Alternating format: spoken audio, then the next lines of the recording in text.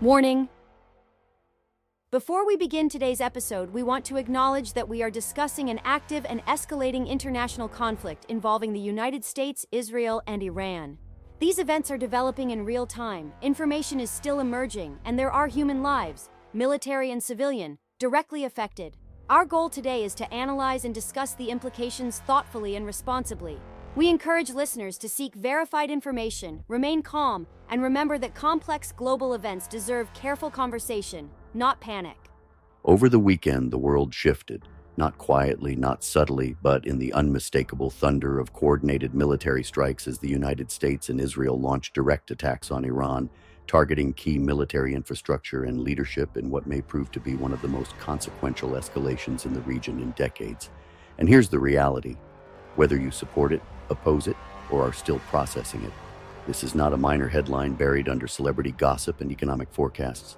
This is a defining geopolitical moment that will ripple through oil markets, military families, diplomatic corridors, and kitchen table conversations across America. For years, we've watched tension simmer between Israel and Iran, watched proxy conflicts flare, watched red lines tested, but now that line has been crossed in a way that forces the world to confront what comes next. Strength has been demonstrated, yes, but strength always carries consequence, and the question Americans are asking tonight isn't just whether the strike was justified, many believe it was, but what the response will be, how far escalation could go, and whether this marks the beginning of a short-term confrontation or a long-term reshaping of Middle Eastern power dynamics.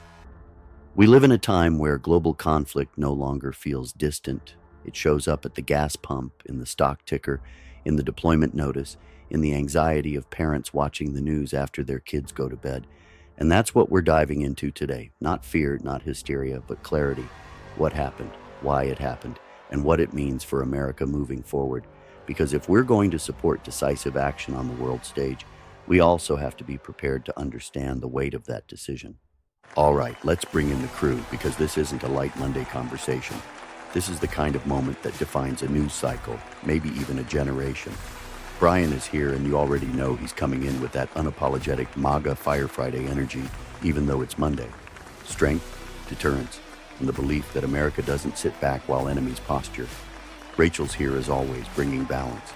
She'll cut through the noise, separate rhetoric from reality, and remind us what's confirmed versus what's speculation.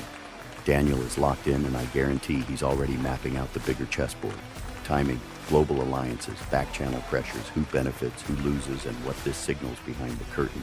And Skylar is here too, and I'm sure she'll challenge the escalation angle, raise the humanitarian and diplomatic concerns, and push back on whether military action is ever the long-term solution.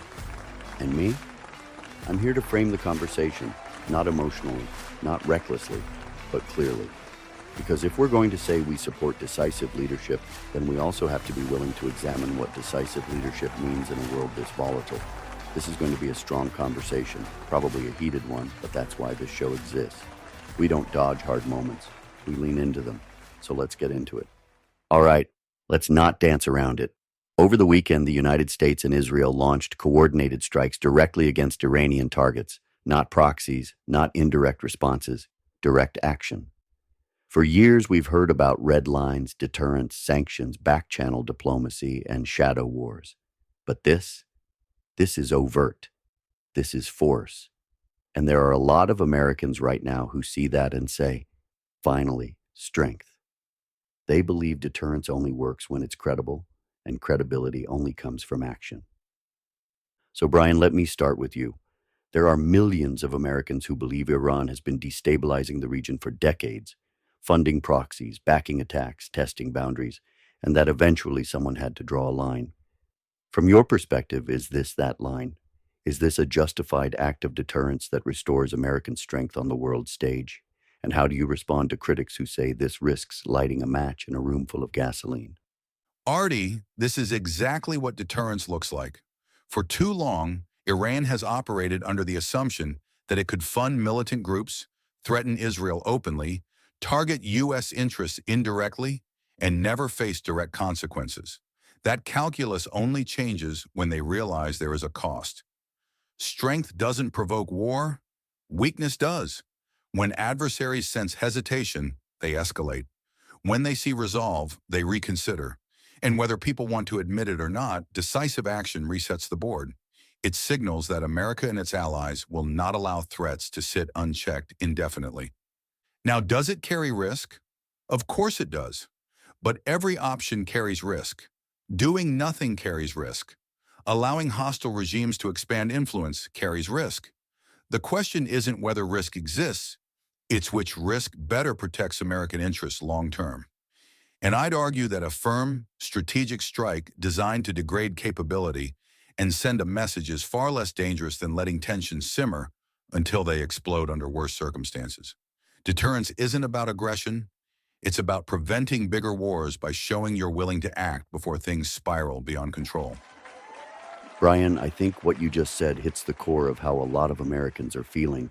Not bloodthirsty, not eager for conflict, but tired of the perception that adversaries test us without consequence. And I do think there's a difference between reckless escalation and strategic enforcement of red lines.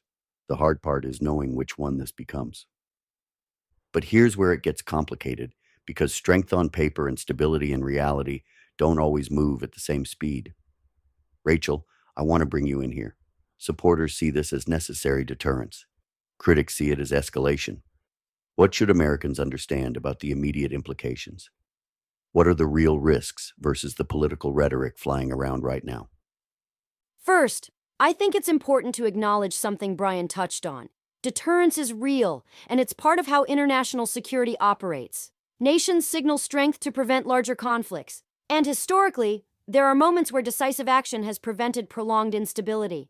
So I don't think this is as simple as warmongering versus peace.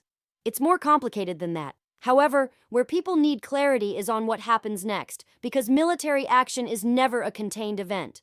It's a sequence. Strikes lead to responses, responses lead to counter-responses, and sometimes escalation happens faster than diplomacy can catch up. The immediate implications Americans should pay attention to are threefold: regional retaliation, economic impact, and global alignment shifts. Iran has allies and proxy networks across the region: Hezbollah, militia groups, other aligned actors. And retaliation doesn't always look like conventional warfare. It can look like targeted attacks, cyber operations, or economic disruption. Then there's the oil market and global trade routes. Even the perception of instability in the Strait of Hormuz can spike energy prices. That's where this becomes personal. Not because missiles are landing here, but because supply chains, fuel costs, and financial markets react instantly. The political rhetoric right now is loud on both sides. Supporters are framing this as necessary and overdue. Critics are warning of World War escalation. The truth usually lives somewhere in between. The strike itself may have been strategic. The danger lies in miscalculation, in assuming that a controlled action guarantees a controlled response. That's what history tells us to watch carefully. Rachel, that's exactly the tension, isn't it? You can believe something is justified and still recognize that it's unpredictable. You can support deterrence and still admit the aftermath isn't a light switch you control. And I think that's where responsible conversation lives. Not in hysteria, not in chest thumping, but in acknowledging complexity. But Daniel, you're always looking beyond the immediate headline. Timing matters. Power dynamics matter. The why now matters. This didn't happen in a vacuum. So let me ask you, what do you see behind the curtain here? Is this purely reactive, or are there deeper strategic calculations at play that most people aren't seeing yet? Artie, nothing at this level happens in isolation, and it almost never happens spontaneously. When you see coordinated strikes of this magnitude, especially involving two nations like the United States and Israel, you're looking at months, sometimes years, of intelligence gathering, contingency planning, and strategic calibration. The public sees the explosion. The planners have been mapping the fuse for a long time. So the question isn't just, why did this happen? It's why did this happen now? Timing in geopolitics is everything. Right now, you have shifting regional alliances, pressure on Iran's internal stability, ongoing proxy tensions, and broader global realignment. Russia asserting itself, China expanding influence, Europe navigating energy vulnerability. When power vacuums appear or strategic windows open, nations move. This could be about degrading specific capabilities before they mature. It could be about preempting intelligence that suggested an imminent threat. Or it could be about recalibrating deterrence in a region where proxy escalation has been creeping upward for years. None of that means it's reckless, but it does mean it's deliberate. And here's the piece most people don't think about. Strength messaging isn't only aimed at Iran. It's watched by Beijing. It's watched by Moscow. It's watched by every regional actor, calculating how far they can push before consequences arrive. So while the strike may be geographically concentrated, the audience is global. The strategic risk isn't just retaliation, it's misinterpretation. If the response is contained, deterrence strengthens. If it spirals, alliances harden and blocks tighten. That's the larger chessboard. Daniel, that's exactly why these moments feel heavier than a single headline, because they ripple outward. It's not just about Iran. It's about signal strength. It's about global posture. And whether we like it or not, America's moves are always observed through a broader lens. But Skylar, I know you see this differently. When people talk about deterrence and strategic timing, you're thinking about human cost, diplomatic fallout, and long-term instability. So let me bring you in here. From your perspective, what are we underestimating right now? What's the concern that maybe isn't getting enough airtime in the rush to frame this as strength? Artie, I think what we're underestimating is how quickly military logic can overshadow humanitarian reality. It's easy to talk about deterrence, signal strength, and geopolitical messaging because those are strategic frameworks. They sound structured, controlled, almost clinical. But conflict is never clinical on the ground. Even if strikes are targeted, infrastructure damage, civilian displacement, and regional destabilization can ripple outward in ways that last far longer than the initial objective. And when escalation happens, it rarely unfolds according to the most optimistic projections. My concern isn't about appearing weak. It's about whether force is becoming the default lever rather than the final one. History shows us that even when actions are justified within a national security framework, the second and third order consequences can outlive the original threat. You can degrade a military asset, but you can also harden political resolve. You can weaken leadership, but you can also radicalize factions that step into the vacuum. And in a region already layered with proxy conflicts and sectarian divisions, the margin for miscalculation is thin. And then there's the American side of it. When we normalize military escalation as routine policy, it shifts how the public processes global conflict. It becomes another headline, another scroll, another argument. That desensitization worries me. War, even strategic war, should never feel ordinary. If it starts to feel normal, that's when we've crossed into something deeper than geopolitics. That's cultural. Skylar, I think that's an important reminder that strength and consequence exist at the same time. Supporting decisive action doesn't mean ignoring the weight of it. And I'll say this clearly. You can believe the strike was necessary and still recognize that escalation isn't a game of perfect control. There are variables no one can fully predict. But here's where I land tonight. For years, Iran has operated in a gray zone, funding proxies, destabilizing through indirect means, pushing boundaries without absorbing direct response. At some point, lines either mean something or they don't. And when lines don't mean anything, instability grows. So yes, I support decisive action when intelligence and alliance coordination deem it necessary. I believe deterrence matters. I believe strength matters. But I also believe vigilance matters just as much. This isn't about cheering conflict. It's about understanding that leadership sometimes requires action that carries weight. The next days and weeks will determine whether this was a calibrated reset or the beginning of a broader escalation. And as Americans, we should stay informed, stay grounded, and refuse both panic and denial. That's the conversation, and that's why it matters. All right, before we head into final thoughts, let's take a quick second to remind you that conversations like this only work because of community. If you value strong debate, thoughtful disagreement, and a space where different perspectives can collide without getting censored, that's what Data and Dissonance is about.